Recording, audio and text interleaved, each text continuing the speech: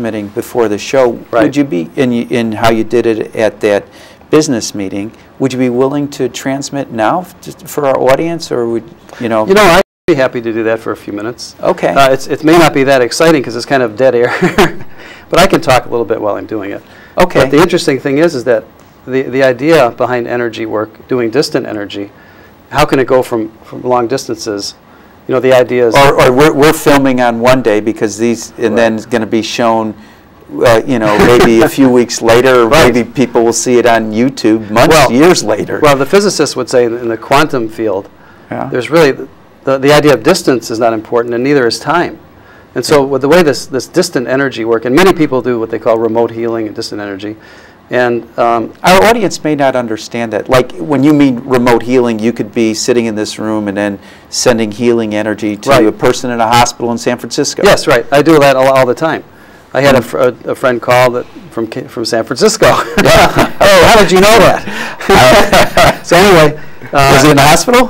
Her aunt was in the hospital. Oh, okay. And I actually, you know, it was really powerful. So, and I've worked with people in Australia, and I have one client who I talked to over the Skype who lives in Bali. Do you take money for this? Yeah, well, I charge money. Yeah. Yeah, like an hourly rate. But I do do a lot of pro bono work too. Yeah. With people that are in need. You're smiling like that's probably more of your business. Well, not more, but it's, and I like doing that to a certain extent. I really do. Well, if you got a gift and it makes you feel connected to nature, it's very important to use it, and to help. It really is. But basically, the theory behind the remote healing is that we tap into this field. We could say it's a unified field, for lack of a better word. And even though that you're sitting there and I'm sitting here, the quantum physicists would say there's no separation, because really what appears to be a physical object is just interconnecting energy fields. Right. And there's an overriding energy field that connects everything that exists. And so when I hence the unified theory. Right, that's a theory. But I've proven the theory to myself anyway, because how can I sit in Northbrook and send energy to someone in Bali and feel where the energy is moving in their body, and they feel it at the same time? Sure. So that means there aren't two separate people there. In reality, yes, there's one thing going on. That same energy is utilizing my physiology to produce some effect in her physiology, but we're really one at a certain level. There's no difference. There's no separateness. We've got about 5 minutes to go, and so if your healing is going to take about 5 minutes, we're right on time. Okay, well, what I'll do is I'll just have the intent that anyone watching, and it doesn't matter if it's later on, or even if our camera operators, the camera operators, as long as they can still function. Maria, Jen. They don't go into a complete trance. And so I'll just have the intent to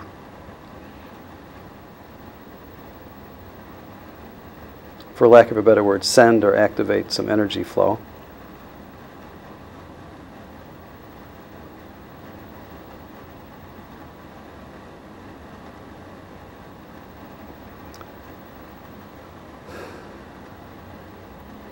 And anyone watching, if they have a particular concern or a particular thing that's going on with them, they could certainly ask that the energy be distributed in that direction. Mm-hmm. But the energy will find its way and do the best possible thing. The energy knows it has 5 minutes. It's like a TiVo. Mm-hmm. So it'll do what it has to do in 5 minutes. If it knows it has an hour, it kind of spreads the thing out a little bit more and times itself. Now, do you sense a feeling? Do you see colors? I'm not so much of a visual. I'm more of a sentient person. I feel it. Mm-hmm. Now, do the people listen to audio recordings of this? No. Okay, good, because so no one's going to be driving. Yeah. All right, that's good.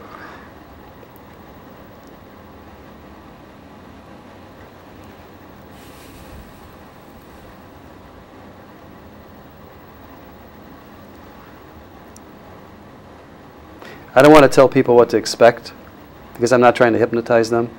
But many people feel a sense of lightness or maybe a sense of peace that comes about kind of spontaneously. As we switch from the sympathetic nervous system, the stressful nervous system, to the parasympathetic nervous system, which is for relaxation and healing. Right. And people that have never meditated before, don't even know what meditation is, will go into for lack of a better word, a meditative state with this type of energy. I'm sure this would be great for children. Infants. Children love it. Yeah. It's wonderful with infants, and in utero especially. Oh. I work on a lot of people that are going to have babies, and the baby just responds incredibly well. It's very rewarding to do that. Now, do you feel like a warmth in your hands?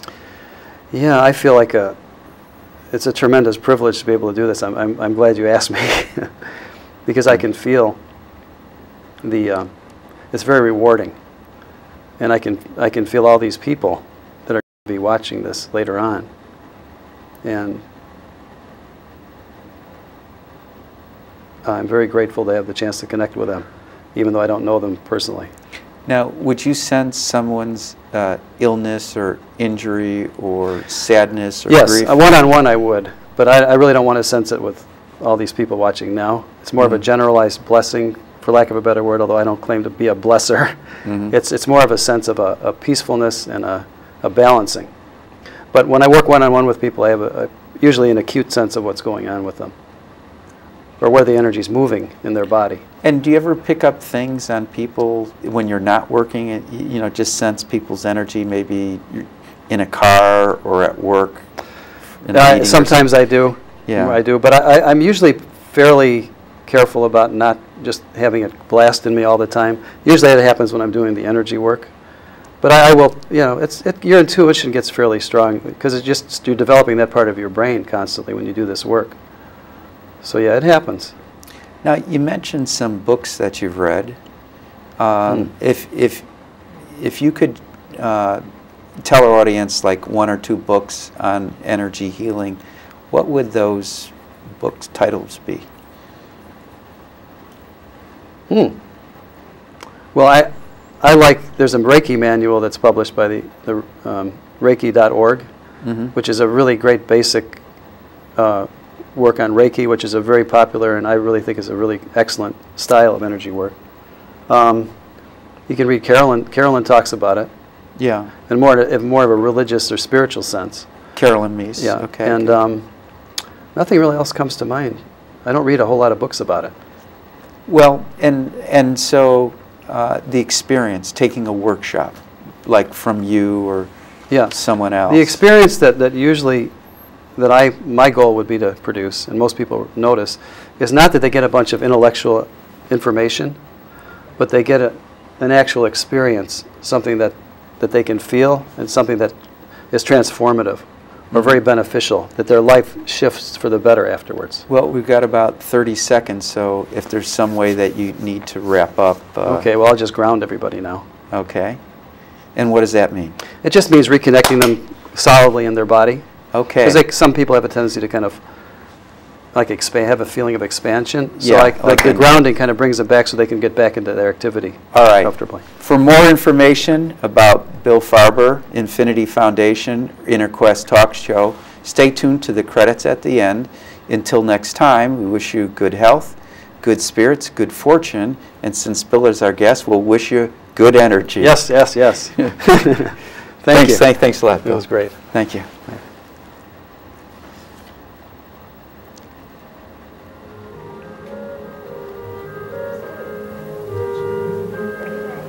For more information about this show, our guests, Infinity Foundation, or any of our other programs, please visit our website, infinityfoundation.org, or call us at 847-831-8828.